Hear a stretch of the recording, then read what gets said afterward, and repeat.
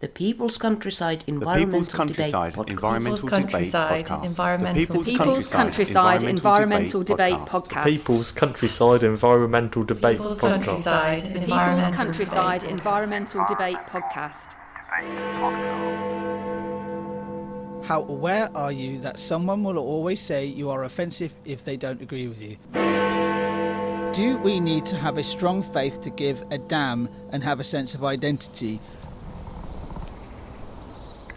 This is the 29th of December 2024, soon be New Year's Day. This is the People's Countryside Environmental Debate Podcast, and basically we're here to help you explore, delve into and examine the big challenges that affect us all.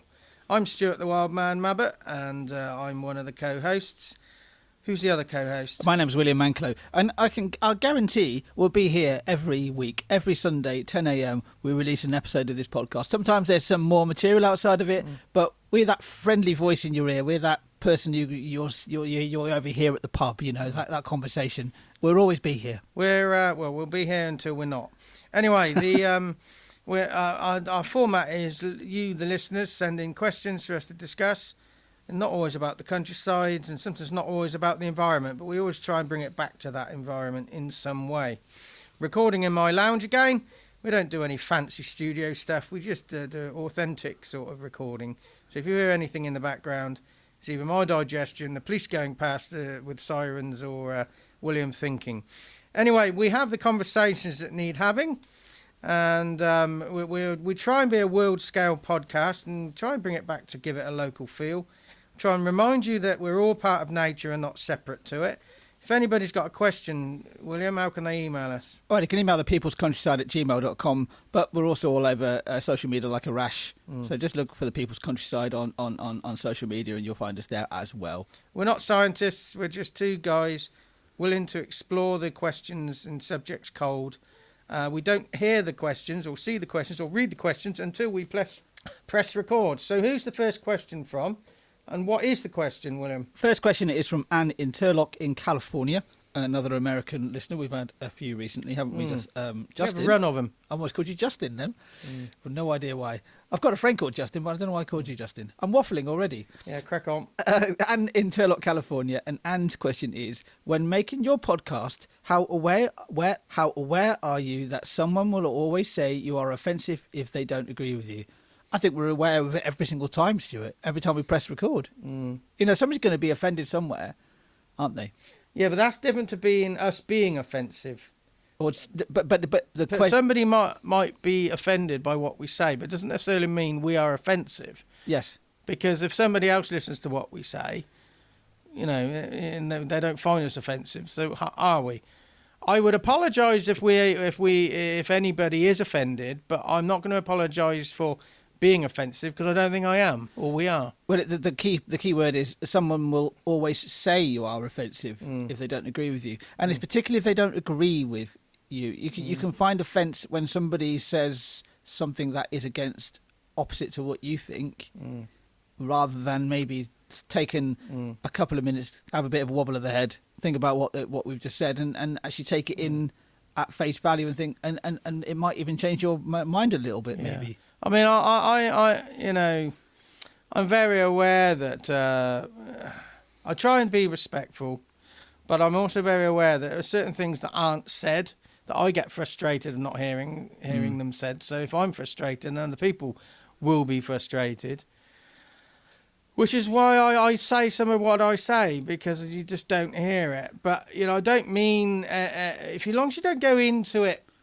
wanting to cause offence, you know, you can sometimes you may approach it in maybe a way that in hindsight you would do it a different way, but you're not doing it meaning any offence. And then you explore revision of what you said. But if somebody is offended, I would apologise that they feel that way, but I'm not going to apologise for what I said. You know, we have been pulled up in the past, and it's sort of like, we use trigger warnings and stuff when we're going into some really tight questions, but we were pulled up in the past. I'm not going to go into details here, but it was they were saying that I was overlooking and I was intentionally misinterpreting the listener question. Well, I wasn't. I was talking from personal experience, a frustration from my personal experience that I couldn't express something in my real-time experience. So I was expressing that on air. Now, that was hard listening for some people. No, we should have used trigger warning. But I don't think I shouldn't have said it, you know. Anyway, so I'm very aware, but I'm also, there's some big girls' blouses out there. I'll touch on that hard to listen part as well. That we often have this sort of unfiltered truth in a way when we talk about stream of consciousness, I call it. Yeah, stream of consciousness, unfiltered truth. But it's also, but the filter that I always have is to think to myself, what impact could my words actually have? And also, what is your motive? And what is and the motive behind it? I can say from my own point of view that there's never malicious or malice behind what I say. Often I can just think, well, I need to be, as you say, Stuart. There's a part of this subject that somebody hasn't maybe voiced in public that needs to be said. I think, and you just got to get it out there. And that could cause offence. That could be seen as offensive, maybe because people just feel threatened by it. Feel threatened. It doesn't mean you are being offensive, but somebody can be offended. Not on a purpose. Somebody did come up to me and say, what you said there was offensive. I'd be like, well, I'm sorry. That's that. I apologise for that, but I will still stand by those words because I would say something different. If somebody said to me, "Oh, what you said there was offensive," I would say, "No, it isn't. You may be offended by it, but it doesn't mean it's offensive." We're talking about the grey area of being offended in the first place, aren't we? And the everybody can be offended, right? Oh, absolutely. I mean that's an action. Maybe to think to yourself, where in your life are you easily offended, and why? And why? That exactly. Yeah. Why? I mean, it's quite interesting when somebody would say to me, I don't know what it would be. A good example would be, I know that somebody knows that I'm a vegetarian, mostly vegan vegetarian, and they'll say, "I'm sorry that I eat meat. I hope that doesn't offend you."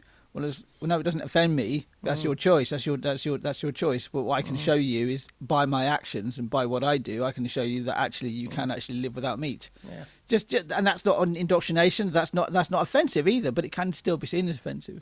We think we've milked that one dry. What about the second question, William? It's from Dushan in Lahinch, Ireland. Lahinch. No, I think it's Dushan. I think there's an accent missing. I think that's a Serbian name, Dushan. I don't think it's an Irish name. And Lahinch is on, as far as I remember, I have been there. It was on the far west coast. Has it got a speedway track? No. There's only ever been one speedway track in Ireland, as far as I'm Shelbourne. Normally, when you go anywhere, it's going to have a speedway track. No, I had different reasons for going. Anyway, Lahinch is on the west coast, and I got a feeling, just north of Galway Bay. Yeah, I got a feeling nowadays it's well known for surfing. It's like a surfer's paradise on the west coast. I can see why.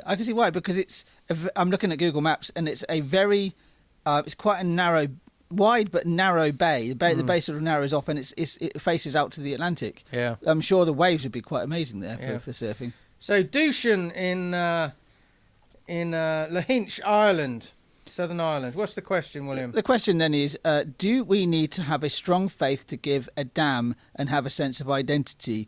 No, a strong faith, are we talking about... I'm assuming he means religion. I'm talking about religion. No, we don't. Well, you're categoric with that. Why don't we? You're firm in your statement there. Why? Your sense of identity is who you are, your physical being. Is it? Yes. I do a workshop, some content, and it's around a fire, and I get people to write down 16 things about them. And then I get them to cross off anything to do with work, anything to do with their physical body, anything to do with their hobbies. And then generally what you're left with is values. Yes. That's your identity. I don't even think, But your values come from a process in your brain. Yeah, but I don't. Your physical self. Yeah, it might come from your brain, but your physical. Well, it does come from your brain. Where does it come from? Yeah, does it come from your brain? I mean, but I'm talking about the physical identity. I sit in a wheelchair a lot, but I don't see myself as disabled. Right. So it's sort of like I would remove the physicality from it, and go to, to have a sense of identity. I think you need to tune into your values. Okay. And Yes. ethics. Yes. That's the core of it. Some neurologists say there's no such thing as a soul, but forget all that.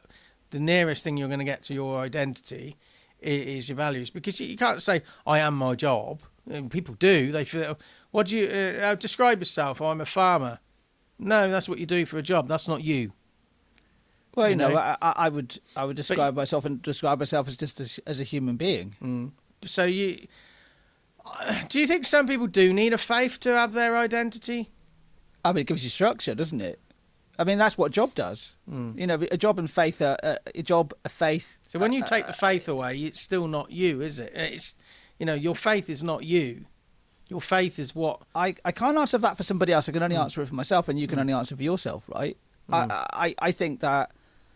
I think you don't... I mean, that's why I gave such a strong answer. Do we need... This is the question. Do we need to have a strong faith to give a damn and have a sense of identity? No, we don't.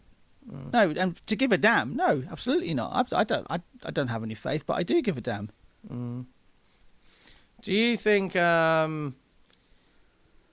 I'm quite a literalist, I think. Yeah. Do you think some people need that structure to work out what they need to give a damn about?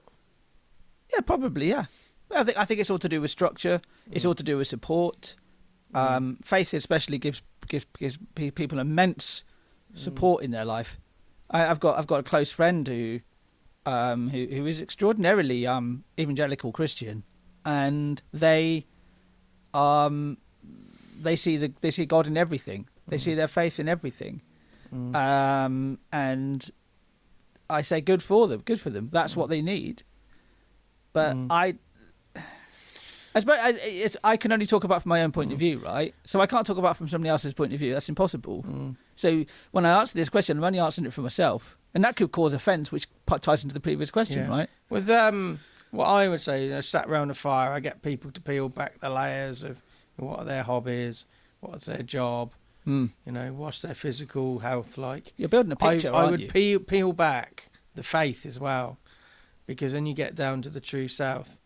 No, if I think some people do need a faith to give a damn, but I think it's worth exploring giving a damn without a faith. You can have a faith, and you still, even if you say you didn't have a faith and you give a damn, you then develop a faith. It doesn't mean you give more of a damn than you did before. It's just, you need, I think, to really do it, to give a damn properly, you need to have it without health considerations, without your job, because you're justifying it in a way. That's just what you're encouraging people to do in these workshops is you're encouraging them to boil down to what exactly they are. And when you look at what you actually do, you might actually find then that some things that you do, like your job or your hobbies, don't actually align with who you are, and that might be the root of your discontent, which is in a way a faith, isn't it? I was always also told I shouldn't do those exercises because you can trigger people, but I don't think it's about triggering people. It's how you deal with people once they're triggered. Yes, exactly. Because if you're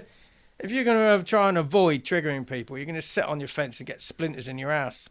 Yeah, exactly. I mean, everybody's triggered on a daily basis when they're driving. Yeah. Well, there you go. Anyway, the next episode is going to be in 2025. It is. We're going to be officially a quarter of the way into the century. Yeah. Is it? I mean, I'll throw a question out to you. I almost called you Justin again. Throw out a question out to you, Stuart. What did you expect by 2025 that hasn't actually happened? My first thought was I don't give a damn that we're 20. Yeah, exactly, yeah. Quarter of the way through the century. I'm with you on that one. What did I think was going to happen? What do you think? What progress should we have made by the quarter? We as a whole, or just you and me? Humanity? Yes, humanity. Yeah. I didn't have any faith that we'd achieve anything, frankly. I'm slightly or a strong faith, especially. No, yeah, I just don't have. I was thinking about this last night, thinking, well, are we humanity as rotten as it appears? Now, you could say that when